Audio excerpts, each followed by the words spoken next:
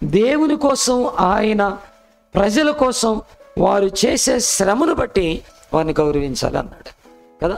అంటే సేవకుని హోదాని బట్టి, అతని చదువుని బట్టో, అతని ఆస్తిని బట్టో, అతని భాషను బట్టో, అతనికి ఉన్న సంఘ సభ్యత్వాన్ని బట్టో కాదు, కానీ క్రీస్తు కొరకు, తన ప్రజల కొరకు ఒక దైవజనుడు పడుతున్న శ్రమను బట్టి ఆయన్ని గౌరవించాలి, ఆయన్ని ప్రేమించాలి అనేది దేవుని యొక్క వాక్యం తెలియజేస్తోంది.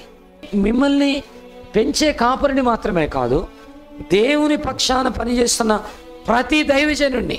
ఎందుకంటే గ్రామాలలో లేదా అడవులలో, ఎడారుల్లో, నాగరికత తెలియనటువంటి ప్రజల మధ్య, సంఘాలు మందిరాలు లేకుండానే చెట్ల కింద లేదా చిన్న చిన్న గుడిసెలలో, చిన్న చిన్న ప్రాంతాలలో 10 మందిని, 5గురిని, 4గురిని సమకూర్చి కూడా సేవ చేస్తున్నటువంటి సేవకులు మనకు తటస్థపడినప్పుడు వారి పనిని బట్టి కదా, వారి పనిని బట్టి వారిని గౌరవించాలి, వారి పనిని బట్టి వారిని హానర్ చేయాలి. వాళ్ళని కదిలిస్తే వాళ్ళ బాధ ఏంటో తెలిసింది, వాళ్ళని కదిలిస్తే వాళ్ళ శ్రమ ఏంటో తెలిసింది, వాళ్ళని కదిలిస్తే వాళ్ళ దుఃఖం ఏంటో తెలిసింది. మనం చూస్తూ ఉంటే మన చూపులకు కనబడేది వేరు, మన ఆలోచనలకు కనబడేది వేరు, మన ఉద్దేశాలకు కనబడేది వేరు. ఎంత కష్టమైన పరిస్థితి. జువేట్ దొరగారు 22 సంవత్సరాలు సేవ చేస్తే ఆయన సంఘం ఎంతమంది? మీరు చెప్పండి, ఎంతమంది?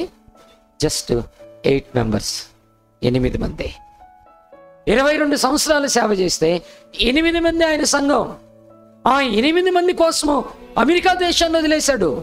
అక్కడికి వెళ్ళి ఫారిన్ తెలుగు బోర్డు వారు మీటింగ్ పెట్టి, అక్కడ ఆత్మలు రక్షింపబడట్లేదు, సేవ ఫలించట్లేదు, చాలా డబ్బు వ్యర్థమైపోతుంది, ఇక నువ్వు తెలుగు ప్రజల దగ్గరికి వెళ్ళొద్దు, ఆగిపో లైమన్ జువెట్ గారు అంటే ఆయన అన్నాడు, లేదు, మీరు డబ్బులు ఇవ్వకపోయినా పర్వాలేదు, నన్ను పోషించకపోయినా పర్వాలేదు, మీరు సపోర్ట్ చేయకపోయినా పర్వాలేదు, ఆ తెలుగు ప్రజలు ఉన్నారు, ఆ 8 మంది కోసమైనా నేను వెళ్ళి సేవ చేస్తాను అన్నట్టు.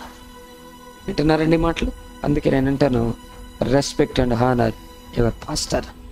This is my not my word, this is the God's word.